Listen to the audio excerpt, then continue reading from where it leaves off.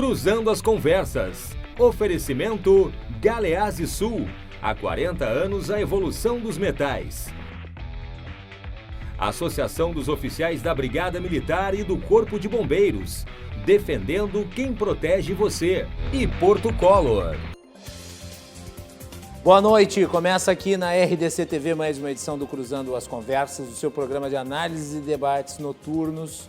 Você nos acompanha pelos canais 24 e 524 da Claro Net TV e pelas redes sociais @RDCTV Digital. O link está aí na sua tela e você pode mandar a sua mensagem e participar @RDCTV Digital em todas as plataformas. Estamos no Facebook, no Twitter, no Instagram e os nossos programas anteriores podem ser conferidos também ali. Então, é o programa ao vivo, o programa gravado, o programa sempre que você quiser. Não deixe de participar, curtindo, compartilhando. A sua participação sempre é muito importante. O Cruzando as Conversas é um oferecimento da Associação dos Oficiais da Brigada Militar, defendendo quem protege você. De Galeazzi Sul, há 40 anos, a evolução dos metais. E Porto Color Soluções Gráficas, a Porto Color atendendo através do WhatsApp, tem os serviços da Porto Color na sua casa. Nós temos muitos assuntos para tratar na edição de hoje do programa, que vai centrar em especial na questão do desenvolvimento econômico do Rio Grande do Sul. Nós tivemos na sexta-feira aquela paulada envolvendo o anúncio da não permanência do Mercado Livre aqui no estado, e nós vamos continuar repercutindo isso hoje, porque, afinal de contas, nós estamos em uma época de pandemia, onde muitas empresas estão fechando as portas, onde há restrições sociais que implicam, obviamente, no fechamento também do comércio, onde milhares, milhões estão perdendo emprego. Há a expectativa de nós atingirmos aí 15, 16, 17, até alguns mais pessimistas, 18% de desemprego ao fim de 2020, o que não é impossível. E, diante de uma situação dessas, perder uma empresa como o Mercado Livre é verdadeiramente assustador, assombroso. E bati firme aqui na sexta-feira porque acho que tem que ser apontado o erro, o equívoco, e nós vamos continuar repercutindo isso na edição de hoje do nosso programa. Como eu sempre digo, quando algo de ruim acontece, criticamos. Quando algo de bom acontece, elogiamos. Esse é o jornalismo independente. O jornalismo independente não é aquele nem que faz terra arrasada, nem aquele que fica polindo a sola do governante. O jornalismo independente é o crítico, é o analítico e é, quando necessário, quando adequado, também elogioso, porque nós devemos cumprimentar as boas ações e repudiar as ações ruins. E falando em ações ruins, falando em atos que podemos repudiar e devemos repudiar, nós temos como abertura deste programa de hoje, e daqui a pouco nós vamos ter a participação do deputado Tiago Duarte para comentar sobre, o Fundo Municipal da Saúde, segundo o que foi denunciado, inclusive por vereadores, ao que me consta, a bancada do Partido dos Trabalhadores, inclusive, entrou com uma ação no Ministério Público para que se esclareça isso, né? O vereador Ricardo Gomes, que estará amanhã aqui no Cruzando as Conversas, falou por primeiro nas redes sociais, e veja, eu estou aqui citando gente de esquerda e gente de direita, né? O uso do Fundo Municipal da Saúde por parte do governo Marquesan para despesas em publicidade. Isso lá é momento para se utilizar dinheiro, principalmente dinheiro da saúde, para propaganda. Eu espero que o Ministério Público averigue de maneira incisiva a destinação desse tipo de verba num momento tão dramático para a situação de todos, principalmente numa cidade que agora volta a ficar com bandeira vermelha. E por voltar a ficar com bandeira vermelha, incidirá sobre empreendedores, sobre empresários que terão de fechar o seu comércio. E, com isso, obviamente, vão acumular mais prejuízos do que já tinham. A Prefeitura de Porto Alegre fez a sua parte no período que compreende de março até aqui? Fez realmente a sua parte? Porque houve um período de enorme distanciamento social praticado por muita gente, pela maioria das pessoas, E será que o volume de investimentos destinado à área da saúde foi naquilo que se realmente imaginava como resultado efetivo? Notícias dão conta de que nenhum respirador, por exemplo, foi adquirido.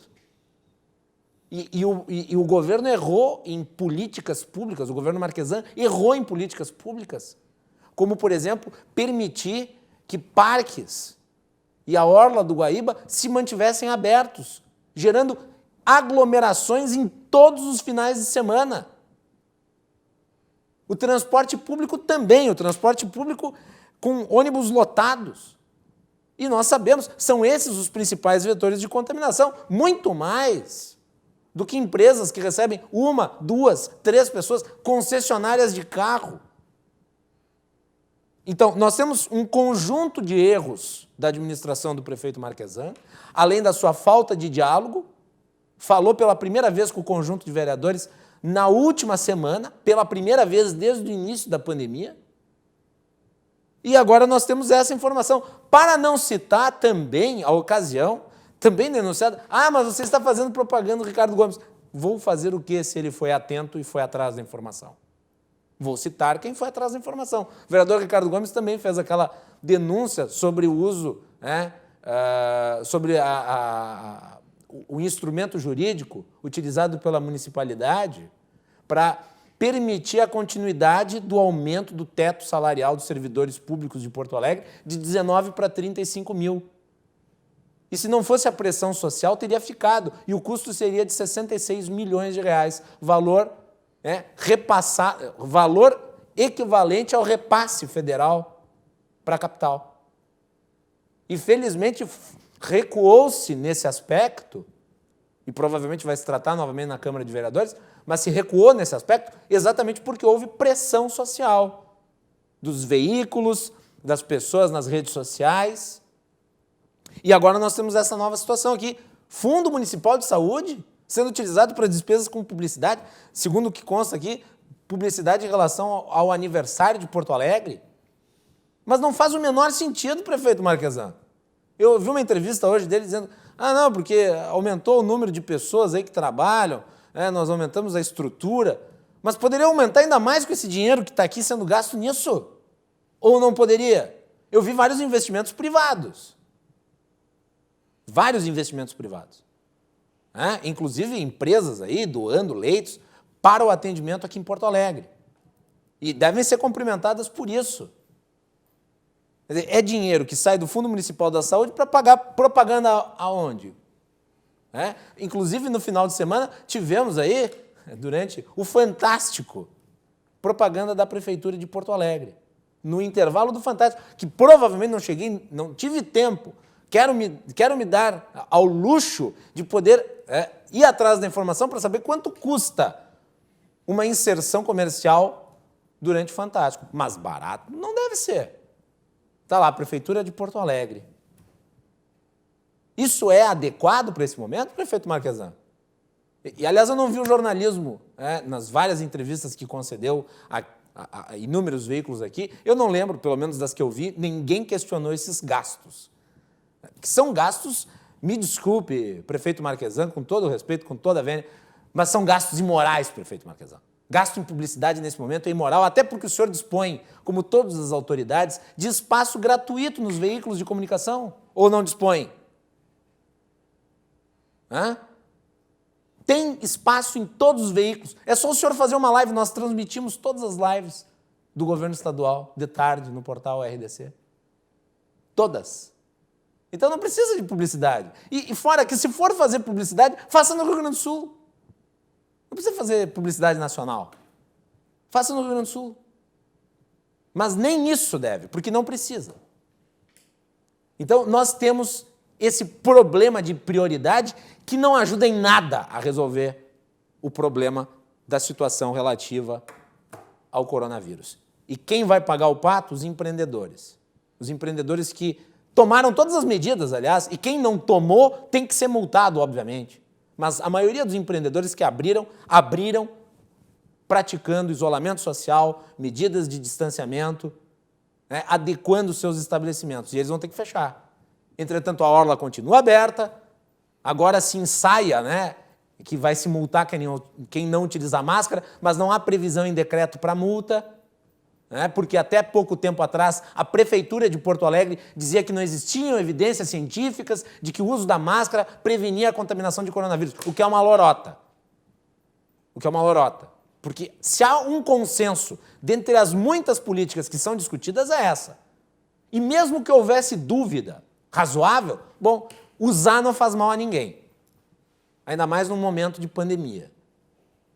E os veículos, né, os transportes públicos, que são vetores de contaminação, inequivocadamente também lotados. Vocês acham que as pessoas se contaminam num ônibus lotado ou numa concessionária de carros vazia? É só essa pergunta que eu faço. Dr. Tiago Duarte, bem-vindo aqui ao nosso programa. Eu gostaria do seu comentário a respeito. Boa noite. Boa noite, obrigado, Guilherme Macalossi. Eu só tenho que ratificar o que você está dizendo, né? A Prefeitura gasta 4 milhões e meio de reais no ano de 2020 com publicidade, sendo que 3.123.000 reais retirados do Fundo Municipal de Saúde, retirados dos respiradores, retirados das ampliações necessárias de leitos hospitalares, retirados dos testes, e aí Porto Alegre retrocede a bandeira vermelha e penaliza duplamente a economia da cidade, porque vai restringir as atividades. A minha pergunta, olha como eu tenho perguntas para fazer, e infelizmente eu não vi essas perguntas. Curiosamente, eu não vi nenhuma dessas perguntas em nenhum veículo de comunicação. Que é o primeiro que está perguntando isso. Por que será, hein? Por que será? A primeira pergunta é a seguinte. A primeira pergunta que eu faço é o seguinte. Por que não abrir os leitos do Hospital Beneficência Portuguesa, Álvaro Alvim e Parque Belém, que juntos perfazem em torno de 550 leitos de retaguarda, e eles têm lá dentro, ou tinham, 55 leitos de UTI, os três juntos. 15 na Beneficência, 15 no Álvaro Alvim e 20 no Parque Belém. Por que não abrir? Se abrirmos esses leitos, Porto Alegre continuaria na bandeira vermelha? Essa é a primeira pergunta. A segunda pergunta que eu faço ao comércio, eu tenho perguntado assim, algumas coisas.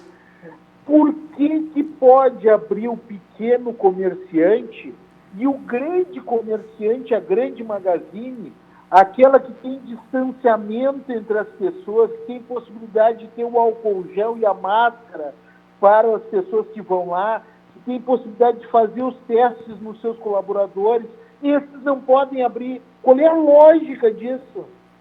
Qual é a lógica disso? Essa é a segunda pergunta.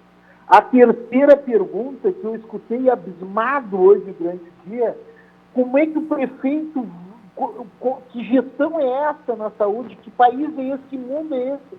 E que o prefeito vem e diz, olha, eu tenho 500 testes para fazer por dia, só que eu só consigo fazer 150, 300 sobram. Mas por que sobram? Por que sobram? Por que não vai com esses 300 testes e faz no comércio? Eu já falei mais de uma vez, faz o teste no comerciário. Se ele é higiene positivo, ele tem que ir para casa, ficar em confinamento 14 dias. Se ele é IgG positivo, ele tem imunidade, ele não pega e não transmite mais a doença, ele pode continuar trabalhando. E nós temos dados que mostram que isso vai ser mais de 40% da população do Rio Grande do Sul. Por que não faz isso? E aí você tem os dois negativos, bom, aí só pesa. Se ele tem fator de risco, fica em casa. Se ele não tem fator de risco, ele pode gradativamente continuar trabalhando, mas libera aqueles que são IgG positivos para trabalhar, usa a ciência. Mas não, Porto Alegre, eu posso falar isso, Guilherme, tu também pode falar isso, porque nós, lá no início, nós apoiamos as medidas restritivas do prefeito municipal. Eu estava junto. Sempre tendo em mente que as medidas restritivas elas devem ser feitas dentro de um conjunto de tempo, de maneira a possibilitar que no retorno das atividades econômicas haja uma estruturação do sistema de saúde. Porto Alegre não fez isso em 100 dias. O aumento de leito que houve no clínica, a readequação no GHC, é recurso federal, é orientação federal. O que houve lá no lado do Hospital Independência, aquele hospital que foi erguido, foi pela iniciativa privada. E a prefeitura ficou contemplativamente olhando essas situações. Aí, aí não pode ir na rua. Tudo bem, tá, vamos dizer que não pode. Mas por que diminui os ônibus? Os ônibus diminuem, aí fica todo mundo amontoado nos ônibus. E isso não é um caldo de cultura para a disseminação do coronavírus? É óbvio que é. Então, assim, não dá para entender. Não dá para entender. Agora, 3.123.000 retirados do Fundo Municipal de Saúde, 3 milhões. Esse dinheiro dá para fazer esses 3 hospitais funcionarem, só esse dinheiro. Não estou falando mais nem dos 100 milhões. O governo municipal recebeu 100 milhões do governo federal, 64 milhões da Assembleia, do governo estadual, que vieram até as emendas dos deputados estaduais, estava ali, deu 64 milhões, e mais 10 milhões da Câmara de Vereadores. Então recebeu, no mínimo, 174 milhões. Eu estou pegando só os 3 milhões e 123 mil. Só esses 3 milhões e 123 mil dava para abrir com muita tranquilidade e permanecer aberto por pelo menos 2 meses esses 3 hospitais que nós estamos falando. Tiago, hoje dá para entender. Tiago, hoje a participação mais curta, mas eu gostaria de fazer uma última pergunta para ti. Eu ouvi o prefeito comentando nas entrevistas que concedeu hoje a outros veículos de imprensa que Porto Alegre foi uma das capitais que mais aumentou a sua estrutura de atendimento. Tu reputa que isso é verdadeiro ou o prefeito está errado? Eu reputo, não, eu tenho certeza que ele está errado. Porto Alegre não comprou com recurso público municipal os respiradores necessários. Eu nem vou além. Alguns parlamentares aí municipais, como o Ricardo, não comprou nenhum respirador. Eu, para não cometer nenhum equívoco com relação a isso, eu digo que não colocou, não comprou nem o mínimo necessário. Nem o mínimo necessário. Agora, é um tapa na cara do cidadão retirar 3 milhões e 123 mil do Fundo Municipal de Saúde e gastar com publicidade. É como aquela criança que está com fome, aquela criança pobre que está com fome, e tu tira o pão dela para dar para um animal. Não é correto. Doutor Tiago, espero encontrá-lo aqui nos nossos estúdios em breve para tratar desse assunto com mais calma, mas fica aqui o espaço à disposição e lhe deixo com a última palavra. Muito obrigado. Muito obrigado, Guilherme, e parabéns pela tua independência. Tu é o único comunicador que eu vi nessas últimas 48 horas que questionou afirmativamente e contundentemente essas coisas, que infelizmente não têm sido provocados pelas pessoas que acabam entrevistando o prefeito municipal. Muito bem. Doutor Tiago Duarte, deputado estadual, participando aqui do Cruzando as Conversas. Um abraço, doutor Tiago. Obrigado aí pela sua participação aqui na noite de hoje no nosso programa. E só para salientar, não faz muito tempo eu convidei o prefeito Nelson Marquesan para participar do nosso programa. Nós nos seguimos mutuamente no Twitter. Eu mandei para ele uma mensagem em inbox. Eu tenho o telefone dele, mandei uma mensagem em áudio. Ele ouviu a mensagem, não respondeu. O espaço na televisão está absolutamente aberto. Eu convidei na semana passada o secretário Pablo para participar, o secretário de Saúde Pablo, para participar do Cruzando as Conversas. Ele disse que essa semana estaria complicado, nós não acertamos nem que sim, nem que não, mas retomarei o contato porque é do nosso interesse tratar desses assuntos aqui no nosso programa e o convite é público, porque o interesse é público.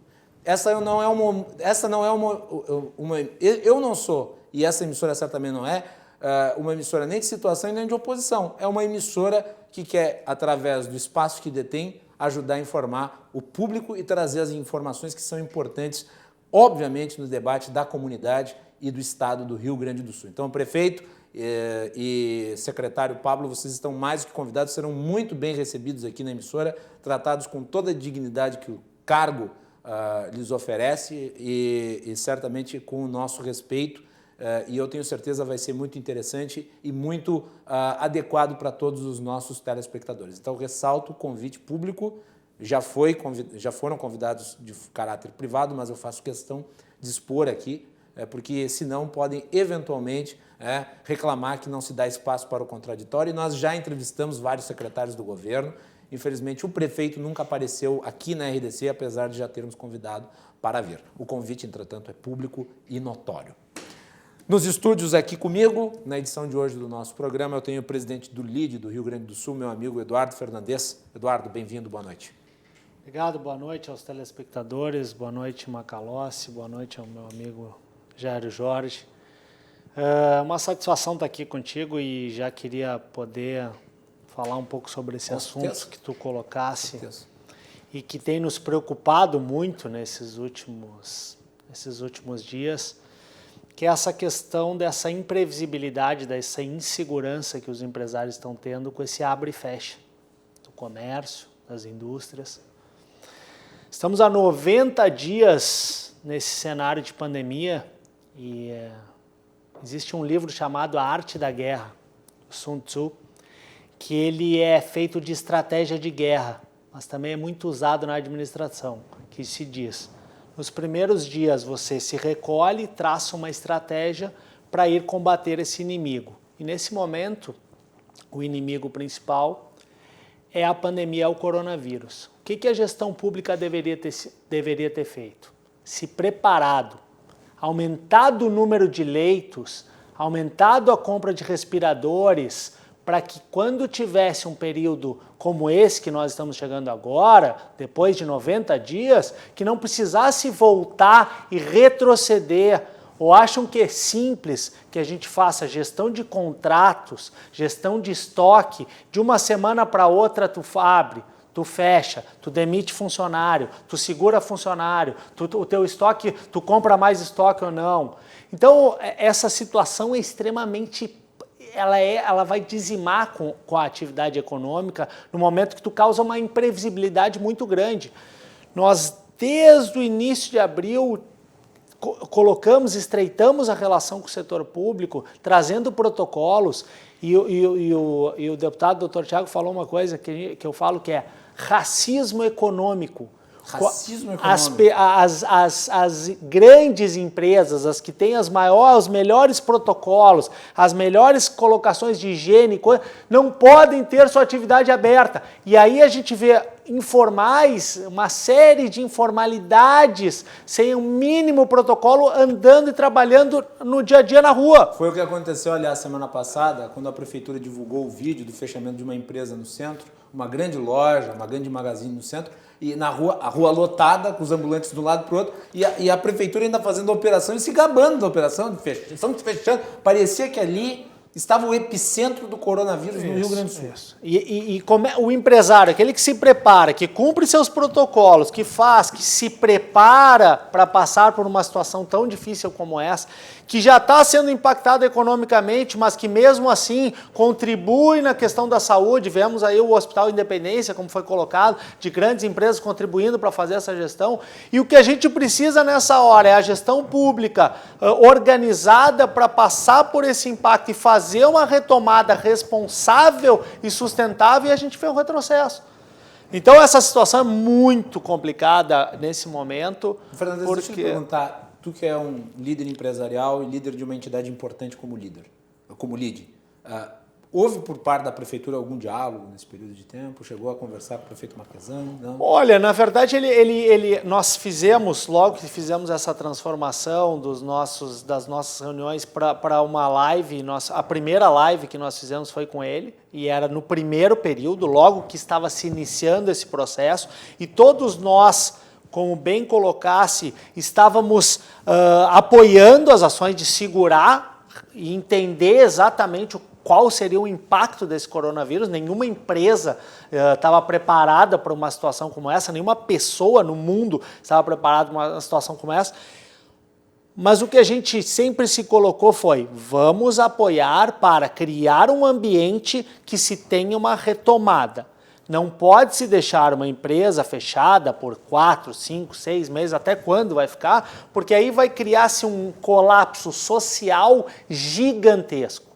Então, esse foi o que a gente sempre se comprometeu a fazer, e tivemos muito próximo do governo do estado e da prefeitura também, olha, grande parte dos impostos gerados aqui dentro da cidade são de filiados do LIDE, e que têm essa situação e estão sempre próximos a quererem contribuir na gestão.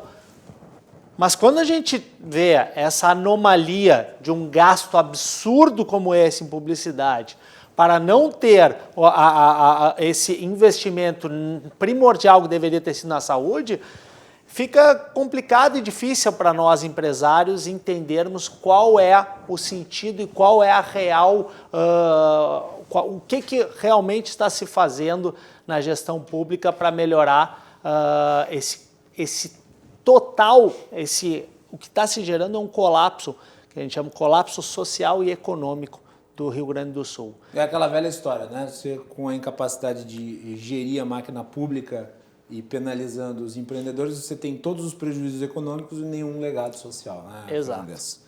Temos aqui também na edição de hoje o ex-candidato ao governo do estado do Rio Grande do Sul, ex-prefeito de Canoas, Jairo Jorge. Jairo, bem-vindo, é um prazer recebê-lo aqui nos estúdios. Boa noite. Boa noite, Guilherme. Boa noite também, Eduardo. Prazer também, boa noite a todos os amigos que nos acompanham. Esse é um momento grave, né, Guilherme? Sem dúvida, né? É a maior pandemia dos últimos 100 anos. Talvez a gente tenha apenas a referência lá da gripe espanhola. Na verdade, não foi espanhola, né? Surgiu nos Estados Unidos, mas o primeiro jornal que divulgou a gripe foi a Espanha, até porque vários países estavam em guerra e, portanto, havia uma censura na imprensa e o jornal espanhol noticiou e acabou sendo batizado como gripe espanhola. Mas nós tivemos aqui no Brasil... Lá no início do século XIX. 1918 e 1919. Ela atingiu o mundo inteiro, uma grande pandemia. Se fala talvez em 50 milhões de mortos, quer dizer, nós saímos de uma guerra, né, uma guerra selvagem, que foi a Primeira Guerra Mundial, e nós tivemos esse episódio que foi devastador. Foram 300 mil mortes aqui no país, inclusive o presidente eleito, Rodrigues Alves. Né? É verdade. Então foi algo que impactou. É claro que as gerações que hoje estão, não há essa memória, não há esse registro, né? E, portanto, é algo absolutamente novo para todos nós, né?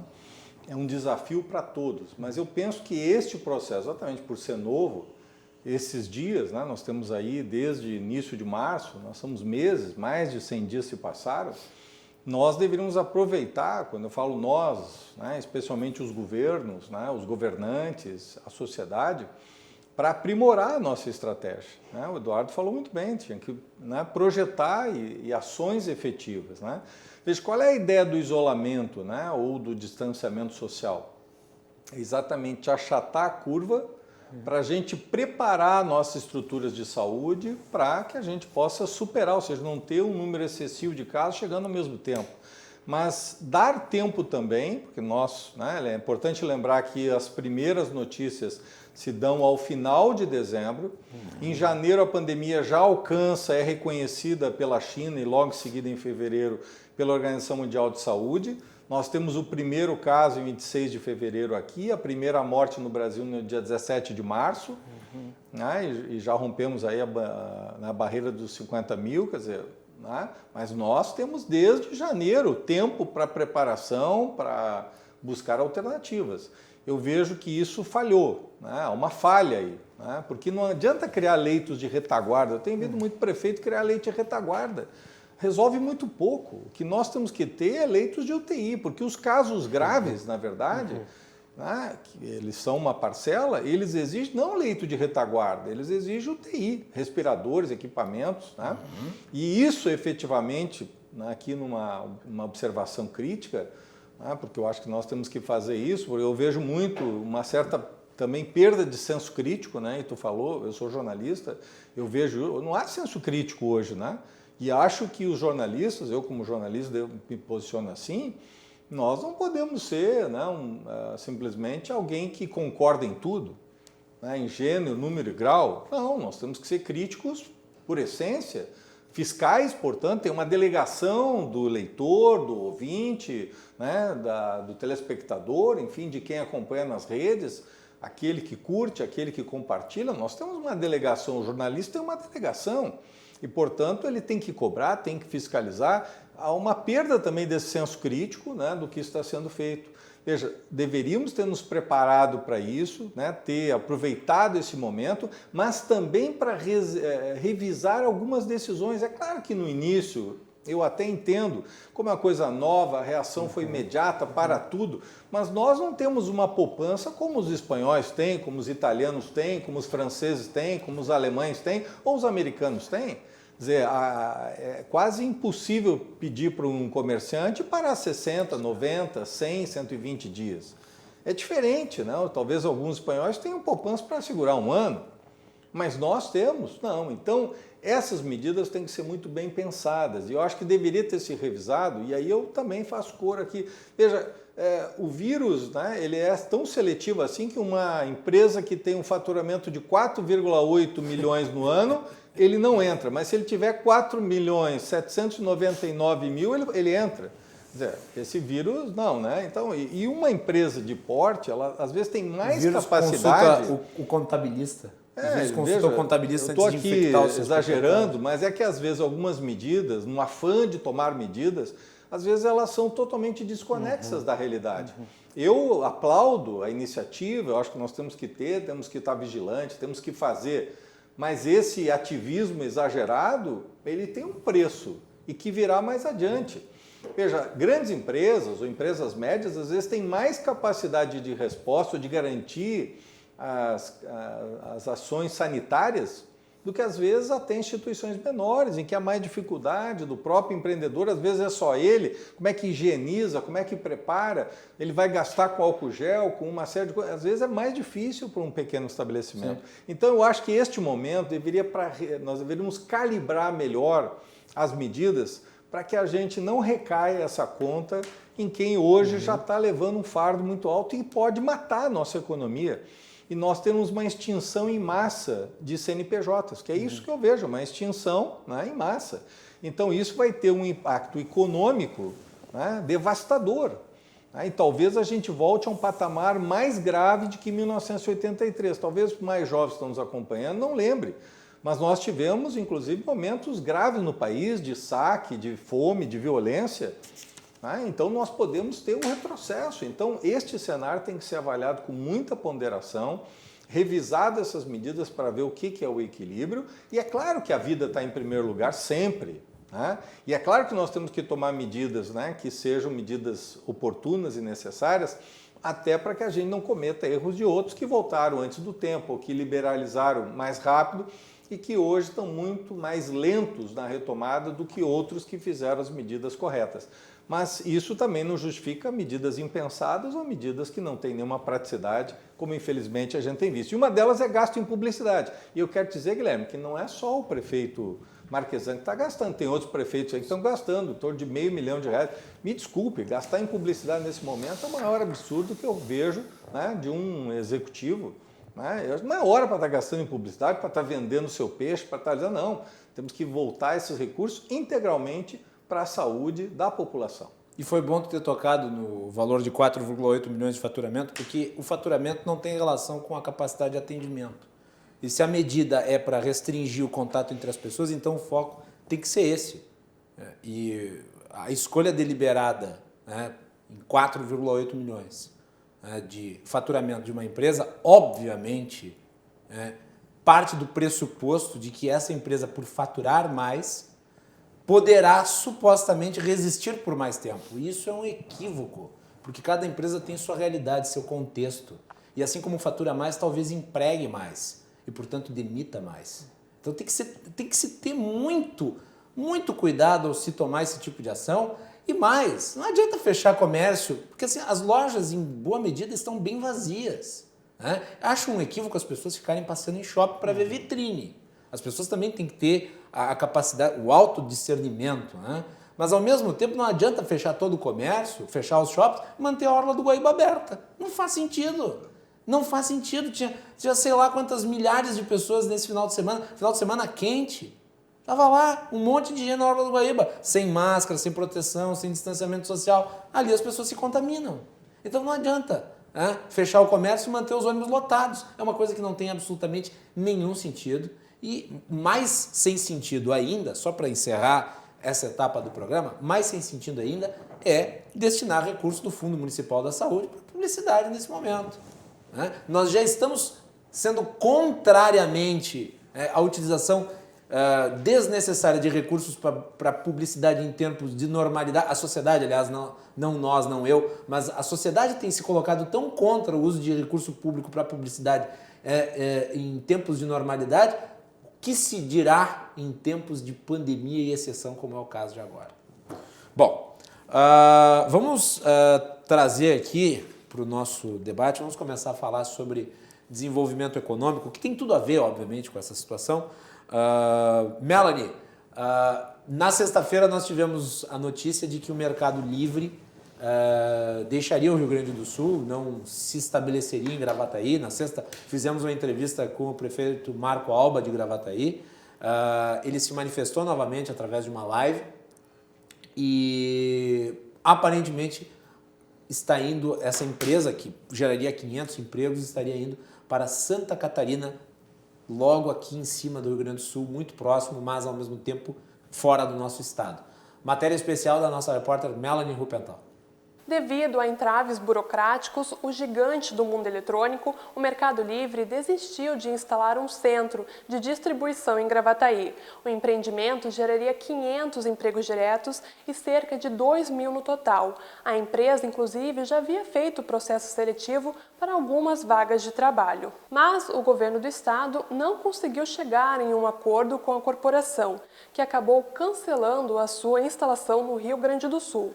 E agora acena para Santa Catarina. O negócio foi confirmado em novembro de 2019 e seria construído em uma área total de quase 50.000 metros quadrados.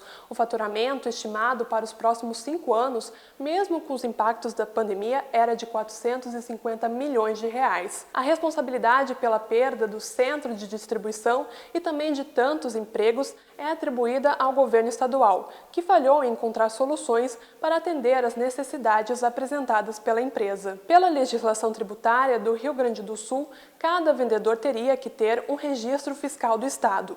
No mês de fevereiro, a empresa já havia interrompido a construção do centro e também cancelado a seleção de pessoal. Nessa mesma época, a Secretaria Estadual da Fazenda prometeu que iria harmonizar a legislação para tornar possível a continuidade da implementação em Gravataí.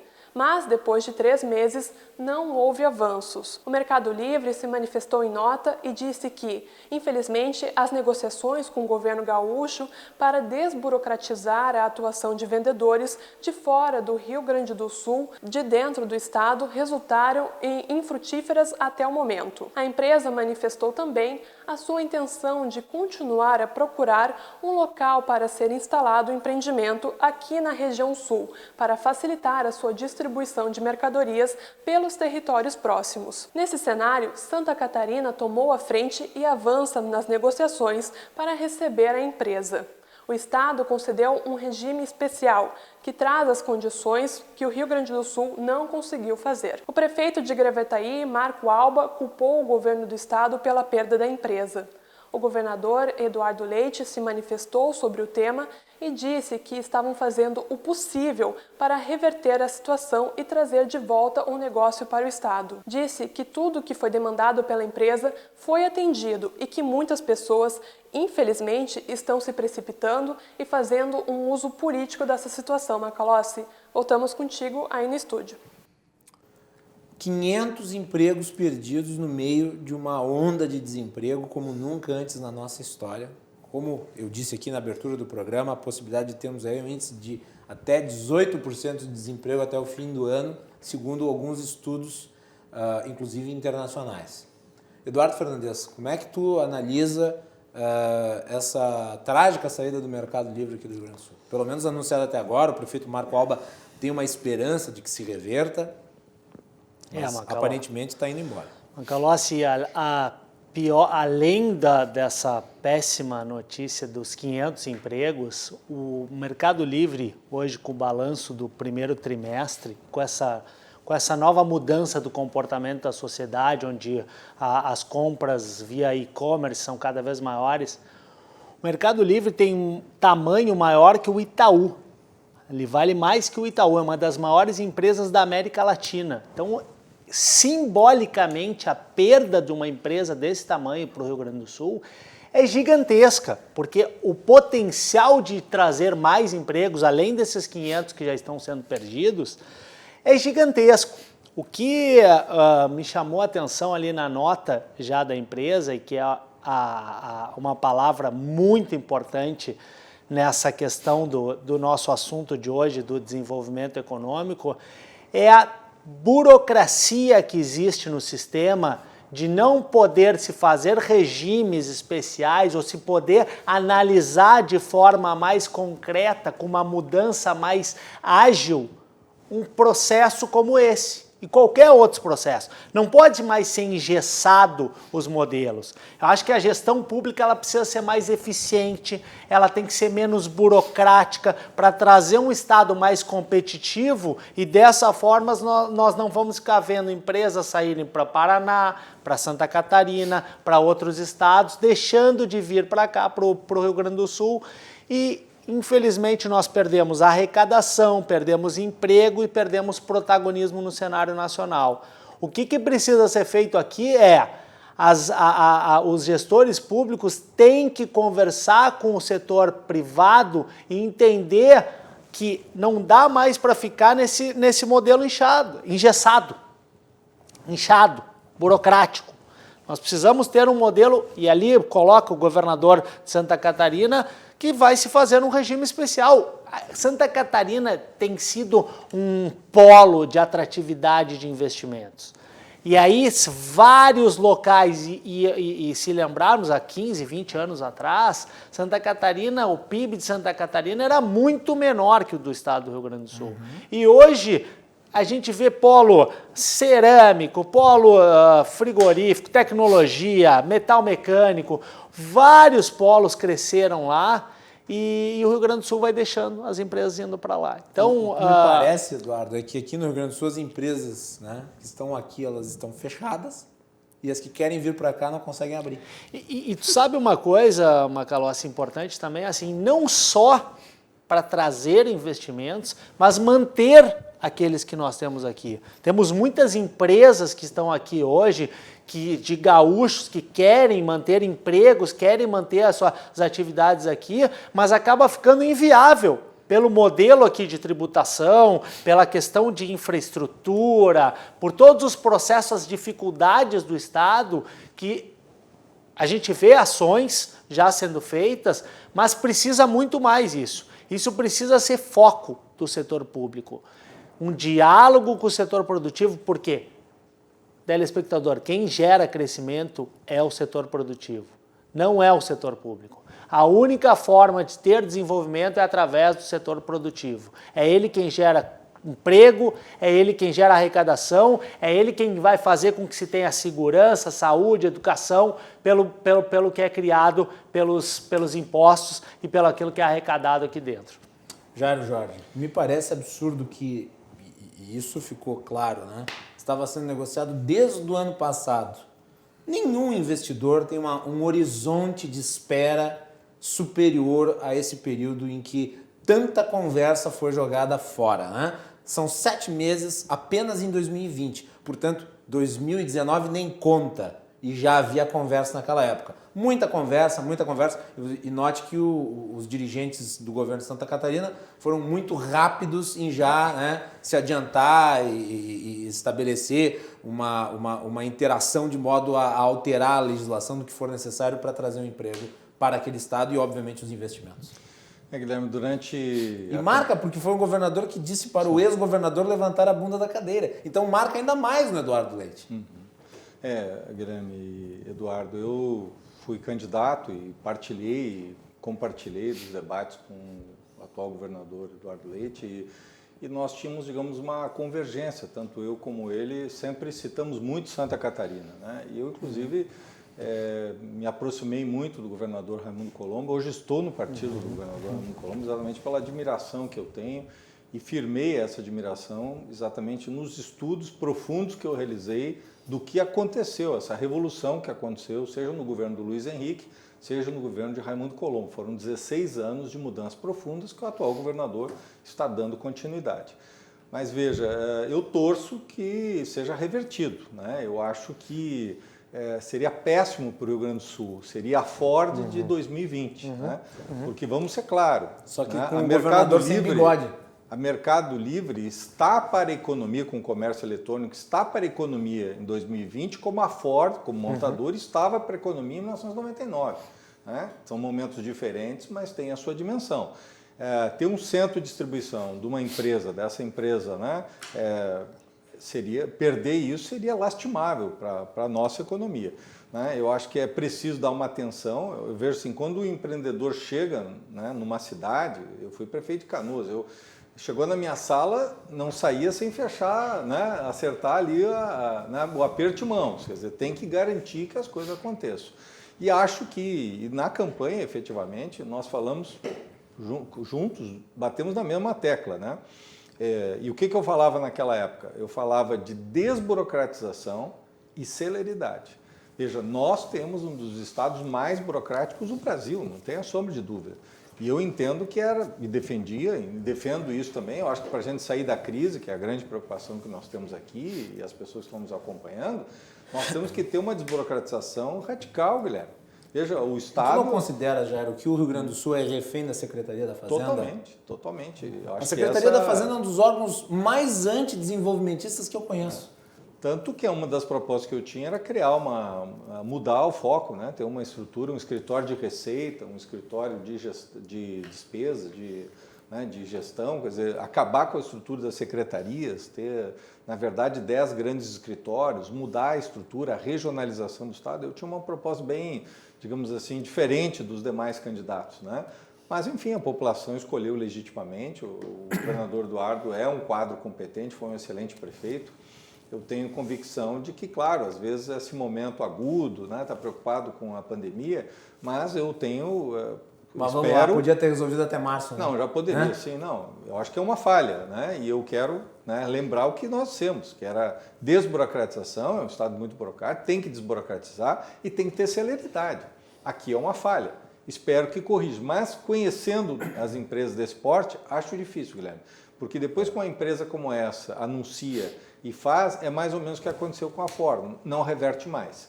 E aí é chorar sobre o leite derramado e é lamentar, né, que o terceiro ou quarto escalão, que é o que aconteceu com a Ford, onde o terceiro ou quarto escalão, por má vontade, acabaram negociando e perdendo o investimento, que é o que está acontecendo aqui também, na medida que o governador e outras autoridades não tomaram para si um tema que era deles. Né? Então, uma repetição, né, de um episódio ruim para o Estado e que eu acho que pode ter repercussões econômicas. E, Jairo, o governo de Santa Catarina não teria vindo a público falar sobre um assunto que já não estivesse largamente adiantado. Né? Como aconteceu na Bahia, né? Exatamente o que aconteceu na Bahia com a Ford. Também o governo se colocou, quando se colocou já estava maduro o suficiente. Espero que não aconteça, mas a experiência mostra que é difícil essa reversão. Lamentavelmente, quem perde é todos nós, o Rio Grande do Sul. Aqui não há, né? Eu não sou da turma, quanto pior, melhor. Eu quero que o Rio Grande do Sul avance. Eu torço pelo governo de Eduardo Leite dar certo. Né? Tem uma turma aí que torce para dar errado. Não, eu não torço, eu torço para dar certo. Mas eu acho que a gente tem que ter, não pode só bater palmas, né? Que eu vejo hoje só a gente batendo palma. É aquilo que eu falo, tem que ter senso crítico. Talvez ajude mais o governador com posturas corretas, como tu está tendo, de ser crítico, porque aí coloca para quem governa a responsabilidade e não simplesmente ficar batendo palma, dando tapinha nas costas, como infelizmente acontece hoje. E Jairo, eu digo aqui com todas as letras, já elogiei o governador em várias oportunidades, defendemos aqui, né, no programa as privatizações, defendemos os projetos, né, de reforma administrativa, defendemos aqui também a implementação do modelo de distanciamento social controlado. Criticamos quando houve a mudança de maneira abrupta, que gerou insegurança jurídica, e criticamos agora. Então elogiamos e criticamos, essa é a postura que tem que ter. Como eu disse, não se pode fazer nem oposição, nem ser situação. O jornalismo tem que ser crítico, atento aos fatos e, obviamente, dar publicidade tanto ao que é ruim quanto ao que é bom.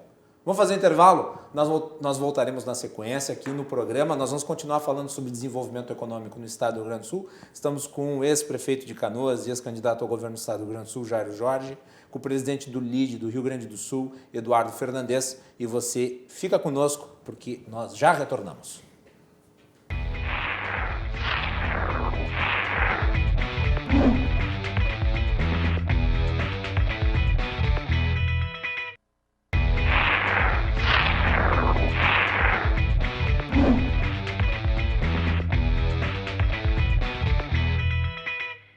Estamos de volta aqui com o Cruzando as Conversas, o programa de análise e debates da RDC TV, sempre a partir das 22h15, trazendo para vocês os assuntos mais importantes do dia. Você nos acompanha pelas redes sociais, @RDC TV Digital, no Facebook, Twitter, YouTube, Instagram, todas as plataformas. E também tem as edições anteriores que você pode conferir a hora que quiser. Não deixe também de assistir pelos canais 24 e 524 da Claro Net TV no Rio Grande do Sul.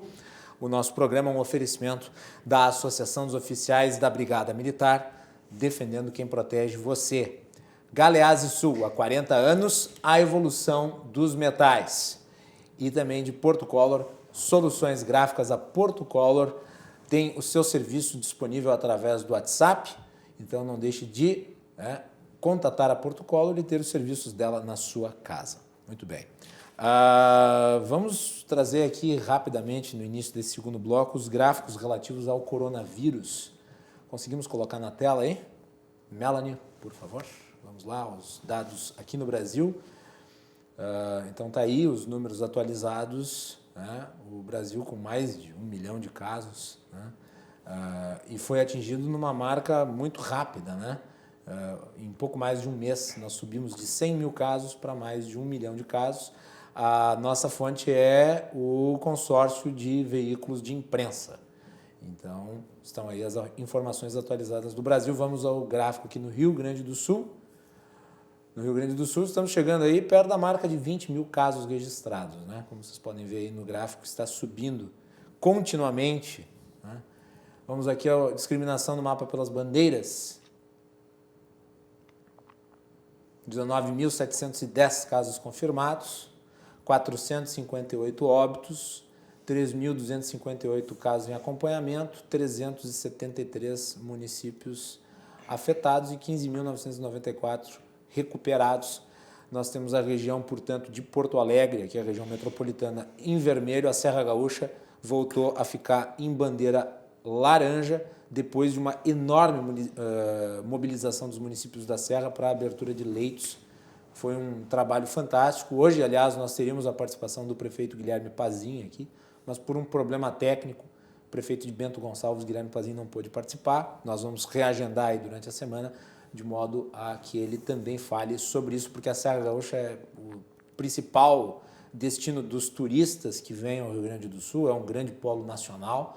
Também tem uma indústria malheira muito forte, uma indústria vinícola muito forte, de exportação muito forte, e é forte por vários motivos e, obviamente, que bom que voltou para a bandeira laranja. Eu pedi para a Melanie selecionar o comentário feito pelo Eduardo Trindade, que é o vice-presidente do Cremers aqui do Rio Grande do Sul.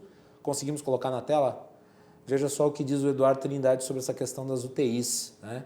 Tenho profundo respeito e consideração aos nossos gestores, mas a não abertura de novos leitos de UTI se deve a estratégias adotadas pelos governantes, não pela falta de médicos para trabalhar nestas UTIs. Ele provavelmente se refere aqui à fala do prefeito Marquesan, dizendo que estava faltando equipe, na realidade, para lidar com todos os leitos aí que foram abertos.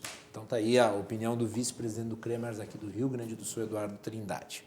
Voltamos, então, aqui com o Cruzando as Conversas e vamos continuar falando sobre a situação econômica do estado do Rio Grande do Sul.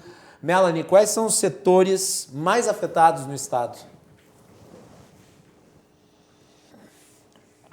De fato, a situação econômica do Rio Grande do Sul já enfrentava dificuldades anteriores ao estouro da pandemia do novo coronavírus. Mas, a partir dela, a situação se tornou ainda mais delicada. Os setores do comércio, indústria e de serviços são os mais atingidos e ainda não é possível se saber ao certo o tamanho do impacto da crise. Embora as entidades governamentais estejam contabilizando os efeitos, alguns números já nos trazem uma amostra da situação em que o Estado se encontra. Dados da Junta Comercial, Industrial e Serviços do Rio Grande do Sul apontam que, até maio deste ano, cerca de 68 mil empresas foram abertas. No ano passado, para o mesmo período, o número ultrapassou os 77 mil. Em contrapartida, o número de negócios que fecharam suas portas neste ano é inferior ao registrado do ano passado, de 31 mil em 2019 para 27 mil em 2020. Alguns empreendimentos estão passando por um sufoco maior do que outros na pandemia. É o caso de bares e restaurantes, que tiveram que fazer uma série de mudanças para se adaptarem aos decretos e às normas. Muitos não conseguiram e tiveram que encerrar as suas atividades. A Associação Brasileira de Bares e Restaurantes estima que, em um cenário otimista, 20% dos empreendimentos fecharão e, em um cenário ruim, cerca de 40%. Além disso, a associação aponta que apenas 5% dos 40 bilhões de uma linha de crédito anunciada pelo governo federal no final de março foi distribuída. Esse dinheiro é previsto para auxiliar na folha de pagamento de pequenas e médias empresas afetadas pela quarentena. Projeções apontam que o desemprego está em 9% no estado e a estimativa é que o PIB vá de 4 a 7 negativo. Macalossi, voltamos contigo aí no estúdio. Então tá aí, bela reportagem da nossa produtora Melanie Rupental. Jairo, é uma situação muito complicada, né? Muito difícil. Aí ela colocou muito bem, né? Os números deixam todos nós muito preocupados para 2021. É claro que a nossa preocupação hoje são as vítimas, os números são assustadores, né? E obviamente são milhares de pessoas que estão sendo atingidas, né? Não só as vítimas, né? Mas as famílias, né? Então eu acho que é o momento que nós temos que ter, claro, toda a atenção. São duas posturas que não são construtivas nesse momento, a indiferença e o pânico, né? A gente vê as duas coisas, né? Tem gente hoje, muitas vezes, né, até torcendo para uma situação de mais gravidade e tem gente achando que não é grave. Então essas duas posturas, na minha opinião, são muito equivocadas. Nós temos que ter, né, serenidade nesse momento, compreender que é grave, não é um problema só nosso, é um problema mundial, e que enquanto nós não tivermos medicamentos, né, para os casos mais graves, agora já tem, né, uma luz aí que é o medicamento para as pessoas que estão já, né, em situação, casos mais graves, estão entubados, mas ainda não tem para casos mais leves e, portanto, nós ainda não temos. As vacinas parecem promissoras. E as vacinas estão avançando e acredito que é o maior esforço da ciência, né, provavelmente, né, na história, né? Tantos cientistas, os melhores talentos, as melhores mentes estão focadas em encontrar e, claro, eu acredito que nós vamos ter uma solução. Claro que enquanto não tiver a vacina e os medicamentos, nós vamos viver esse impasse, né? Então nós vamos ter que encontrar essa convivência. Eu acho que muitas pessoas, e governantes também, pensaram que era uma coisa muito rápida, e não é, né? O que nós estamos vendo hoje na China, o que estamos vendo em outros países, a China hoje vivendo em Pequim, né, uma volta de um foco, nós vamos conviver com isso. Então nós temos que saber trabalhar com isso para ter uma sobrevivência. Eu acho que esse equilíbrio, porque se nós acabarmos, né, criando essa polarização que está vivendo o Brasil, uma ideologização do debate da saúde, da pandemia, é péssimo, né?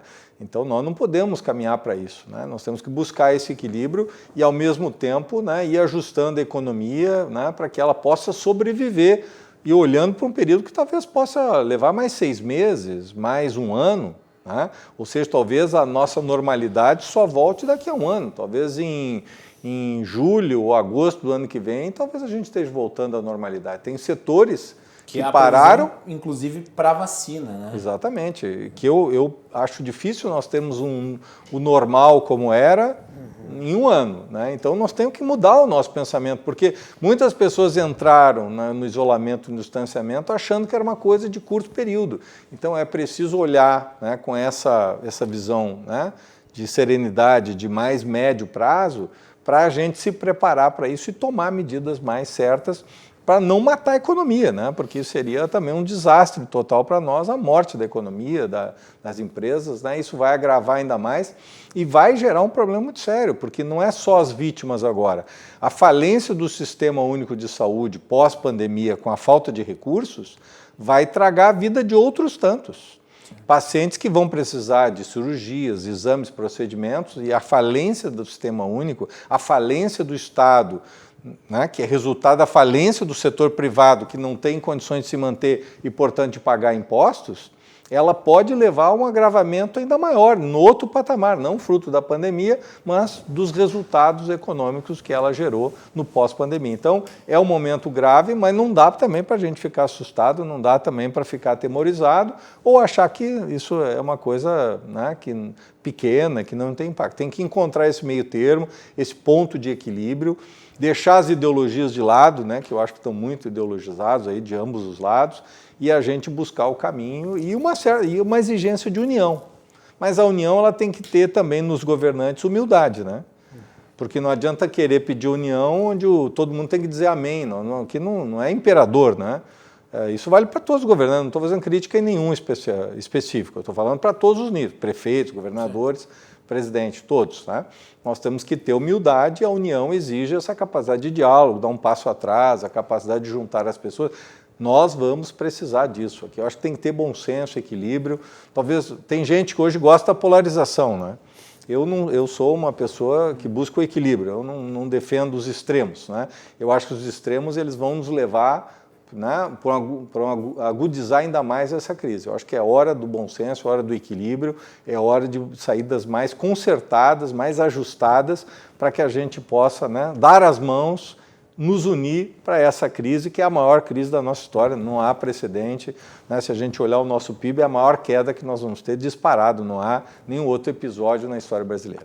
Eduardo, e daí trazendo aqui o elemento econômico do próprio Estado, no sentido de poder ter ferramentas de combate, nós vivemos num Estado que é estrangulado do ponto de vista fiscal. O Brasil como um todo, o Rio Grande do Sul em particular. Então você tem menos recursos para a saúde, você tem menos capacidade de prover para empresas elementos de segurança e eu noto que programas que foram criados para auxiliar empresários, auxiliar empreendedores estão esbarrando no problema da segurança por parte do sistema financeiro e os empresários não estão tendo acesso a, por exemplo, empréstimos que foram oferecidos e foram anunciados e eles contavam com esses recursos para garantir folha de pagamento, mantendo os empregados trabalhando, mesmo que com salário reduzido. Essas dificuldades vão se impondo, o Rio Grande do Sul vai ter uma brutal queda de arrecadação nesse ano, né? Até discutimos aqui no intervalo sobre a questão do ICMS, que vai ter que ser votado aí a sua renovação de alíquota ou não. O governador prometeu que não haveria renovação, mas me parece que talvez tenha que caminhar para isso. Sua avaliação. Macalas, primeiro eu quero deixar um abraço para o meu amigo prefeito Pazin, que faz um trabalho fantástico lá em Bento Gonçalves, realmente. E esse trabalho, essa celeridade das ações que foram feitas lá, eu tenho acompanhado junto com a associação comercial, essa interlocução com o setor privado, faz uma gestão eficiente, fez vir o problema, em uma semana se sanar o problema. E eu quero colocar, que a gente falava anteriormente, o governo do estado ele sempre foi muito aberto ao diálogo com o setor produtivo, nós construímos alguns diálogos aí, o secretário Gastal, o secretário Otomar e agora assumindo o secretário Rodrigo Lorenzoni no desenvolvimento econômico também com uma interlocução muito próxima do setor produtivo, mas como colocamos, nós não podemos deixar de criticar de forma construtiva e nunca destrutiva para que esses erros que possam ter acontecido nesse momento não venham a se tornar erros constantes e que sejam novamente colocados. A gente conversava aqui antes e eu lembrava aqui com o nosso prefeito Jário Jorge, que já teve no LIDE quando candidato a governo do estado e também esteve conosco quando no Fórum da Liberdade, quando eu estava também lá no IEE, Uma política extremamente inteligente e próxima disso que a gente coloca, de a desburocratização, a gestão pública, ela precisa ser mais inteligente, que é a lei do gatilho, baseada na curva de Laffer, porque existe um modelo em que a atividade econômica, se os tributos são muito altos, não adianta aumentar a tributação porque tu acaba estrangulando a atividade econômica. E nessa lei do gatilho, se baixava os impostos até um limite constitucional e o prefeito me dizia que se houve um aumento de 120% da arrecadação.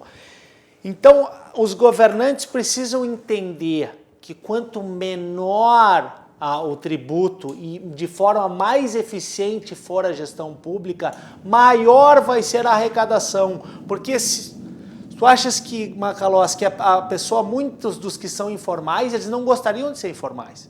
Eles são informais por necessidade. Tanto é que houve uma enorme adesão ao microempreendedor. Porque eles não podem, eles não têm a capacidade de pagar os impostos. Então, tu precisa criar um modelo menos burocrático, com situações que façam com que o empreendedor possa e não seja estrangulado na sua atividade econômica. Precisa criar um ambiente saudável para se empreender. É dessa forma que se vai construir um Estado competitivo, que vai manter os investimentos, que vai atrair novos investimentos para cá. É dessa forma. Então, agora a gente tem um cenário muito difícil criado por essa crise, por essa pandemia, mas também pode ser oportunidades.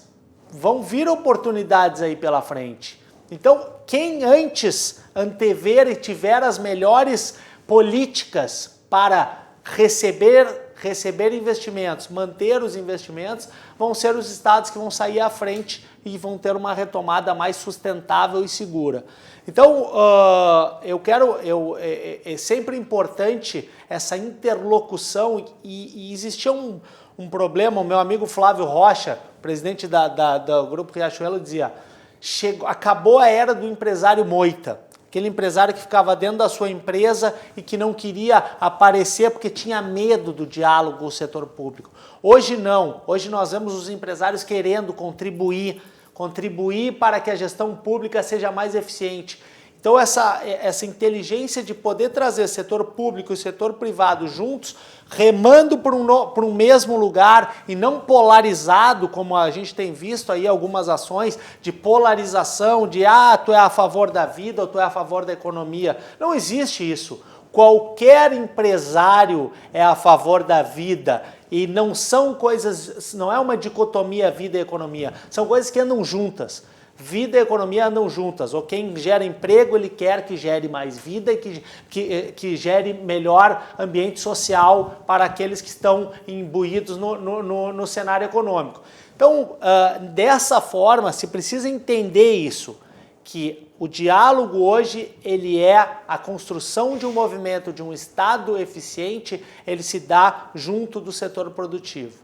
O governo do Estado pode ter falhado nessa situação agora, e uma falha muito grave, se vier, e a gente espera que possa ser revertida, a gente não sabe disso, mas se precisa manter esse diálogo e criar ações eficientes e inteligentes. Por isso que eu quis citar essa e não só pelo prefeito Jair Jorge estar aqui conosco, mas sim porque é uma eficiência, realmente, é um modelo diferente, se precisa pensar fora da caixa. Nós sempre, quando existe dentro do setor privado, quando vem um concorrente, tu precisa pensar o que eu vou fazer, de que forma eu vou ganhar mercado, de que forma eu vou melhorar o meu produto. Por que na gestão pública não se faz isso?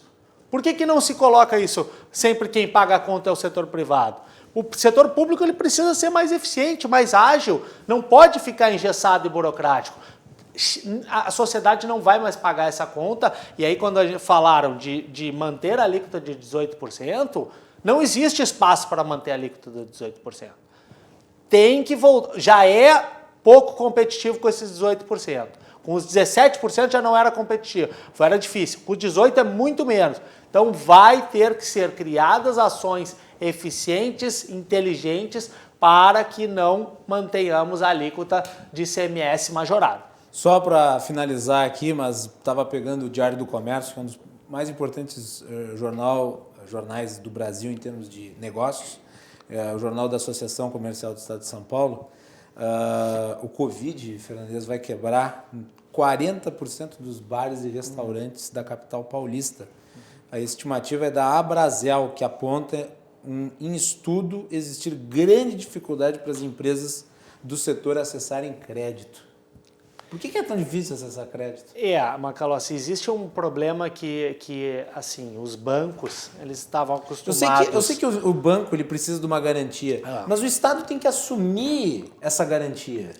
Assim, o banco estava acostumado a trabalhar com alíquotas de juros alta e com pouco problema de crédito, de poder as suas garantias serem avalizadas. Hoje a gente vê uma curva descendente do crédito e uma insegurança, talvez, do pagamento maior, onde se precisa um apoio maior do governo federal, e aí o BNDES fez uma primeira ação que era dar o recurso, 85% era do recurso federal e 15% era da instituição financeira. Porém, 100% da decisão vinha da instituição financeira. Isso quer dizer, o que ele olhava? Uma taxa de juro baixa, com risco alto, eu não vou fazer isso.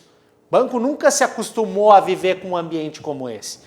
E, olhando isso, o Ministério da Economia viu que essa política, se eu não me engano, 4% desse valor foi o que chegou dentro da economia. Então, bares aí, como colocasse, bares, restaurantes vão quebrar porque não tem acesso a crédito. E esses muito precisam. Não são 60 dias, Jairo, são 27 dias. A média de uma empresa pequena tem uma capacidade para ficar fechada para o seu fluxo de caixa.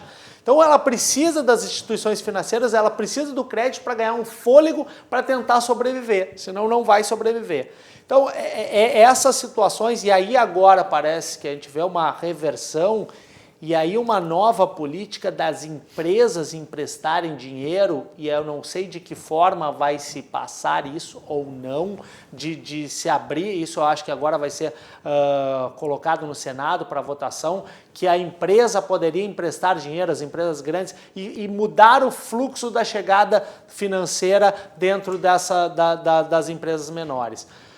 O que aconteceu é que no primeiro projeto não foi bom, o banco não quis, as instituições, e aí queriam garantias muito altas, em que não se tinham essas garantias, ou a juros absurdos, de 3%, 4% ao mês, onde não é impagável nessa situação. Então o governo precisa agir, isso é uma política de governo federal, de forma mais efetiva e de forma mais eficiente também, para que chegue na ponta e que a gente não tenha mais empresas, mais bares, restaurantes fechados.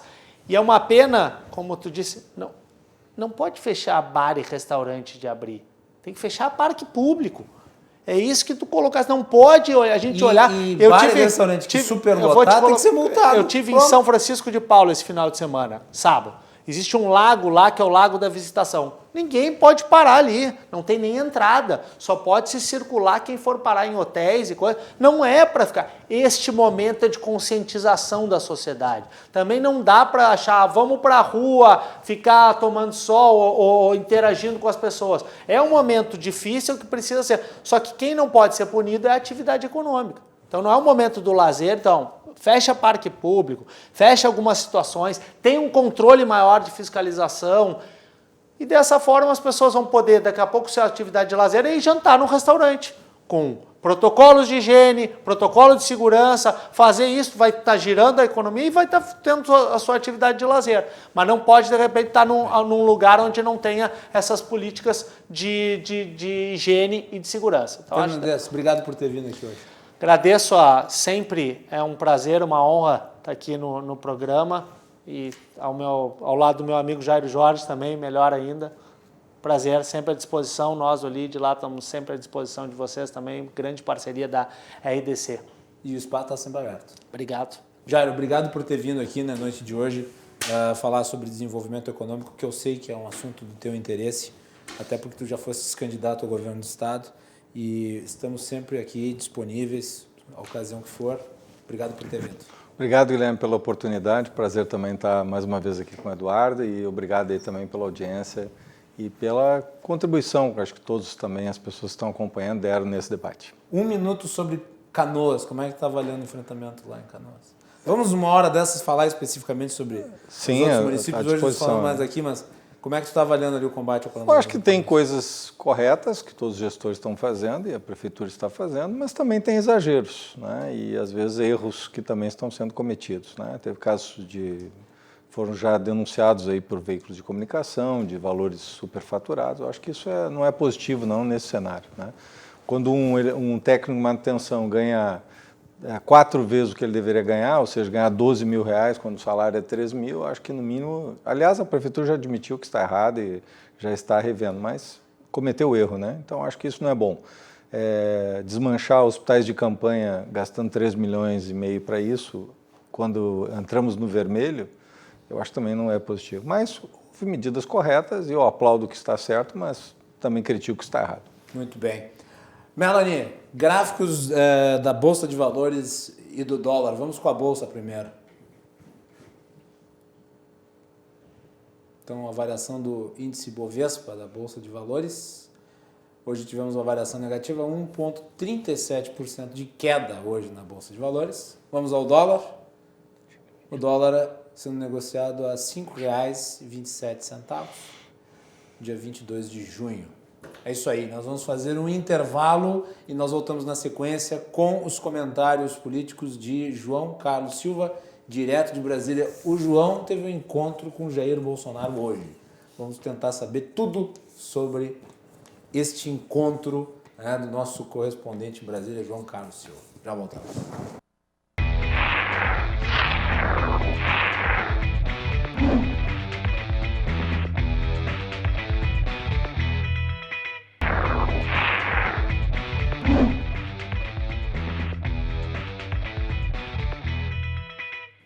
Estamos de volta aqui no Cruzando as Conversas, o seu programa de análise e debates. O nosso programa tem um oferecimento da Associação dos Oficiais da Brigada Militar, defendendo quem protege você. Também de Galeazzi Sul, há 40 anos, a evolução dos metais. E Porto Color, soluções gráficas, a Porto Color, trazendo para vocês também os seus serviços através do WhatsApp. Tem os serviços da Porto Color na sua casa. Vamos ao comentário político de João Carlos Silva, direto de Brasília. João, boa noite, bem-vindo, meu amigo. Boa noite, tudo bem? Tudo tranquilo. João, eu fiquei sabendo que nós tivemos aí hoje um encontro histórico. Tivemos um encontro, eu diria, peculiar entre você e o presidente Jair Bolsonaro. Melanie, coloca a foto aí para os nossos telespectadores. Está aí o João Carlos Silva, irreconhecível com essa máscara, ao lado do presidente Jair Bolsonaro hoje, no lançamento de um canal de televisão em Brasília. O que o presidente falou contigo, João? Dá para contar os bastidores ou a conversa foi muito secreta e é melhor ficar entre vocês? O presidente me viu, veio em minha direção, me cumprimentou de uma maneira educada, com o cotovelo, né? Com o cotovelo. Não lhe deu um abraço? E aí eu disse a ele, essa foto, esse momento tem que ser registrado, porque eu tenho só quando era deputado federal. Vamos ter um agora com o presidente. Ele falou, vamos lá, tá ok. Aí fizemos a foto. Aí eu falei para ele se cuidar. Muito bem. João, esse encontro que foi aí, o lançamento de um canal, teve a participação de muita gente, né? Teve o Rodrigo Maia, teve o presidente Gilmar Mendes, estava todo mundo ali. Rodrigo Maia, o presidente do Tribunal de Contas da União, José Múcio Monteiro, o ministro Gilmar Mendes, o ministro das Comunicações, Fábio Faria, o ministro Tarcísio, muita gente importante no encontro de hoje. O que deu para perceber, evidentemente, foi a posição do deputado Rodrigo Maia com relação ao Ministério da Educação. Sim. Essa escolha que ocorreu agora, quer dizer, é uma escolha que está sendo estudada ainda, né? Do secretário de Educação do Estado do Paraná, ela vai passar automaticamente pelo crivo do presidente da Câmara. Por que eu digo isso? Porque é uma maneira do presidente acenar ao presidente Rodrigo Maia, fazer um gesto a ele, para que a composição do Congresso ela seja assim, evidente, ela seja assim, mais pontual. O Centrão tem discutido algumas questões, e hoje foi nesse encontro, o ministro Fábio Faria comentou e conversou durante uns 5, 10 minutos com o deputado Rodrigo Maia, afastado, a sócio, nessa questão do Ministério das Comunicações. O fatiamento dos cargos ali, que envolve muito a EBC, que tem vários cargos, será composta com o Centrão, mas, claro, evidente que o deputado Rodrigo Maia terá a sua participação. Até porque o ministro Fábio Faria é muito próximo do deputado Rodrigo Maia, ele faz parte da mesa diretora da Câmara, junto com o deputado Rodrigo Maia, eles são amigos. E ele não deixaria de passar essa oportunidade de prestigiar o presidente da Câmara, seu colega Rodrigo Maia. E com isso trazer o governo para perto do Congresso. Muito bem. João, ainda falando sobre o Weintraub, causou muita polêmica a forma como ele foi para os Estados Unidos, né? Me pareceu escancarado o uso do Diário Oficial da União para facilitar a sua entrada, afinal de contas, como ministro, tinha passaporte diplomático, chegou lá, foi exonerado e agora assume aí a função de representante do Brasil, né, no Banco Mundial. Como é que foi a repercussão disso em Brasília? Chegou a ser discutido hoje lá nesse encontro? Uma fuga diplomática. Fuga diplomática. Hoje, no evento, o governador Ibanez Rocha, ao receber a sua máscara, ele já estava de máscara, e causou até surpresa o presidente Bolsonaro estar o tempo inteiro de máscara, né? Respeitou o protocolo do encontro. O governador Ibanez Rocha disse: toda vez que eu pego uma máscara, eu me lembro daquele inútil do Weintraub. Toda vez eu tenho que falar porque eu multei ele. E o presidente Bolsonaro estava do lado, deu risada, e todos em volta também caíram na gargalhada. O ex-ministro da Educação optou por uma saída pela porta dos fundos, não foi pela porta da frente. Essa saída imediata, com o passaporte diplomático que ele utilizou, na minha opinião, é uma fuga diplomática. Ele se estabeleceu nos Estados Unidos, deixou para trás um legado praticamente inócuo na questão da educação. O governo vai ter que recompor agora o ministério com alguns nomes importantes, e vão ter que levantar a causa da educação o mais rápido possível.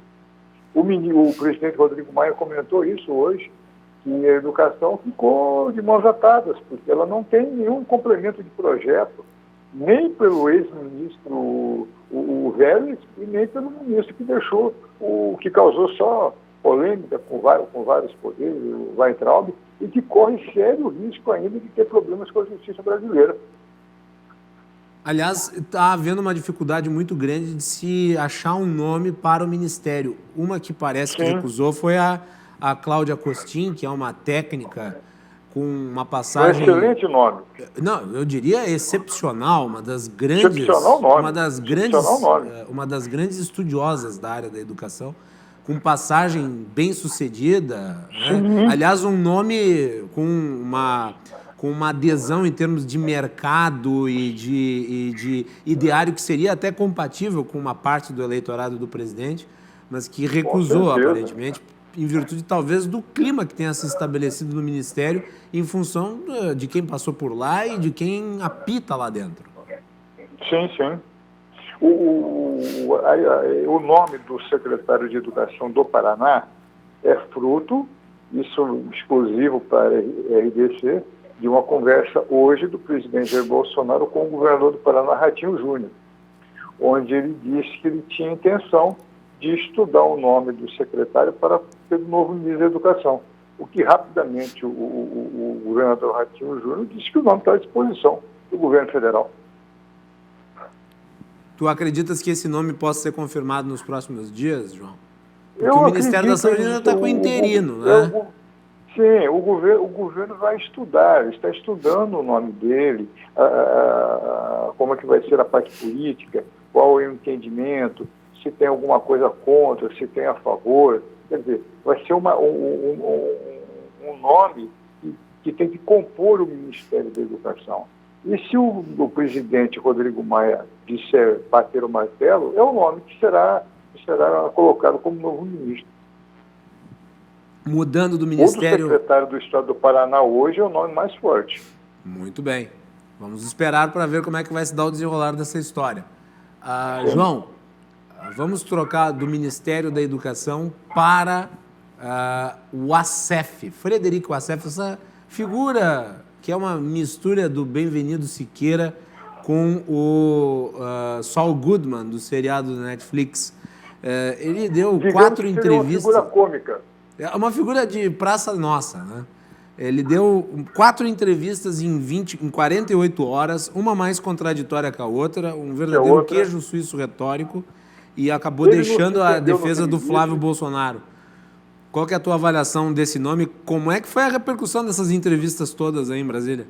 O núcleo militar pediu para o presidente se afastar o mais rápido possível do advogado, né? Hoje ex-advogado do senador Flávio Bolsonaro. Por quê? O que ele disse nessas 4 entrevistas e alguns comentários que ele fez também em redes sociais não bateu nenhuma coisa com a outra. Ele não conhecia o Queiroz, ele não sabia que era o Queiroz, de repente ele sabe quem é, a casa era dele e o menino Queiroz estava lá, de repente não estava. Deve ter sido febre da localidade. Porque a febre da localidade é o seguinte, eu não sei, não é minha, a casa não é minha, não sei, não conheço, alguém colocou lá, quer dizer, faz relembrar até o ex-presidente Lula, que tem um sítio na mesma localidade. Eu não vi, não sei, de repente colocou essa pela janela, pulou o muro, quer dizer, é uma situação extremamente complicada. Amadora, né? Aliás, ele deu uma entrevista, eu estava assistindo, inclusive no domingo, a entrevista que ele deu à CNN, ao Caio Junqueira, que é um excelente comentarista, repórter. Nosso amigo Caio. E até mandei uma mensagem para o Caio cumprimentando pela entrevista que fez. A explicação que o ACEF deu para o Queiroz estar dentro da sua casa foi algo de extraordinário. Basicamente, ele recebe as pessoas que têm comorbidades, que têm problemas de saúde, porque ele mesmo já teve problemas de saúde. Entretanto, ele nunca falou com o Queiroz. O Queiroz já esteve lá várias vezes sob o seu conhecimento, mas naquela em específico, não.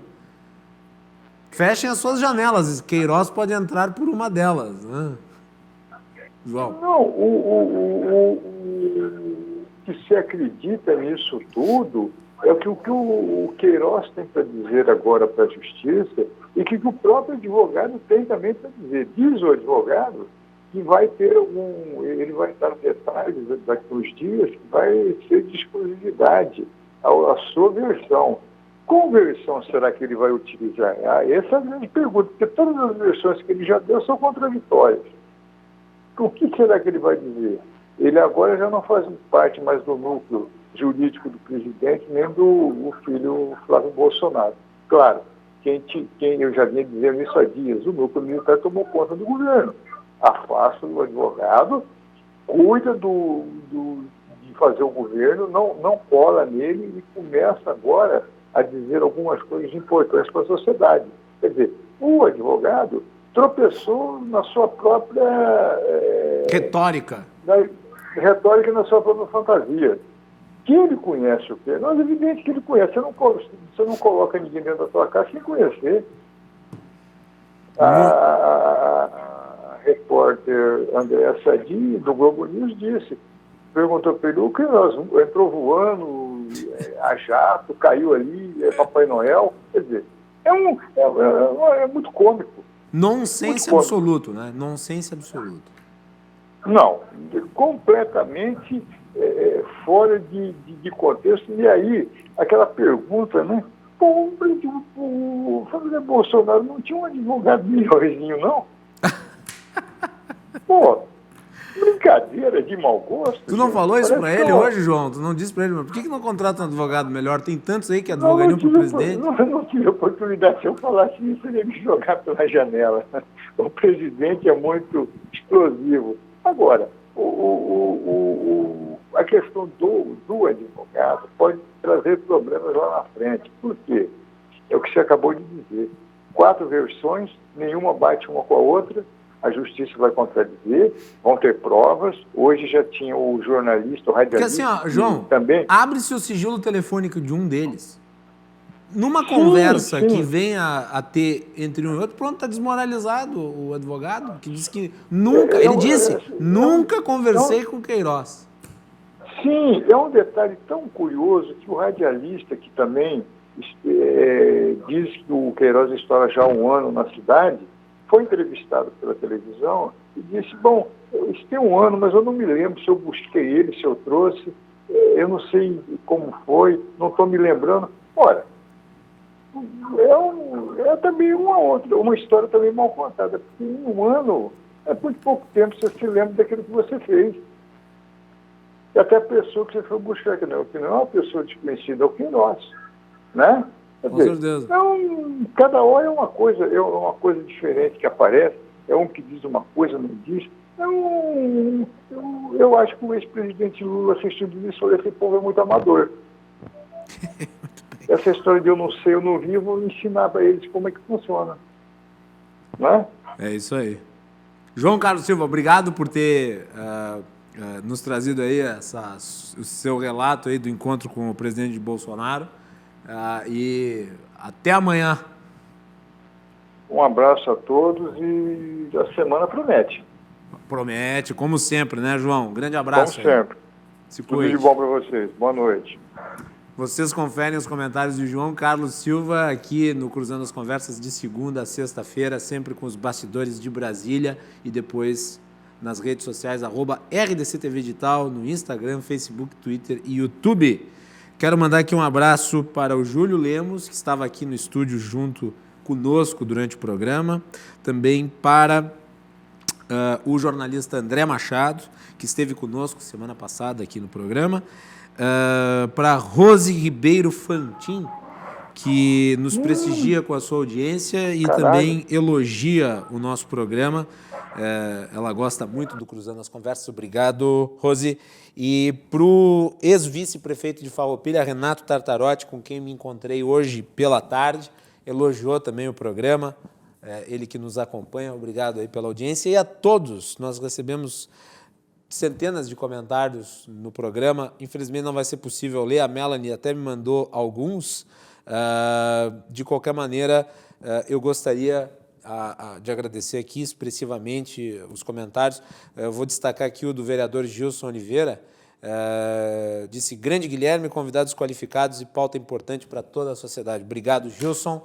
Um abraço para ti e a todos os que demais ali se manifestaram. A participação de vocês sempre é muito importante.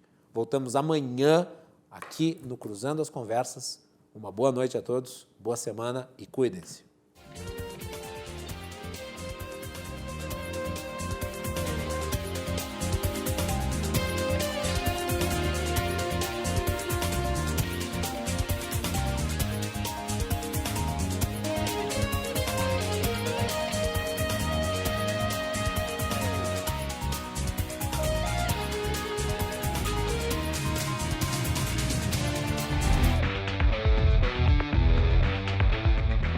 Cruzando as Conversas. Oferecimento Galeazzi Sul. Há 40 anos a evolução dos metais. Associação dos Oficiais da Brigada Militar e do Corpo de Bombeiros. Defendendo quem protege você. E Porto Color.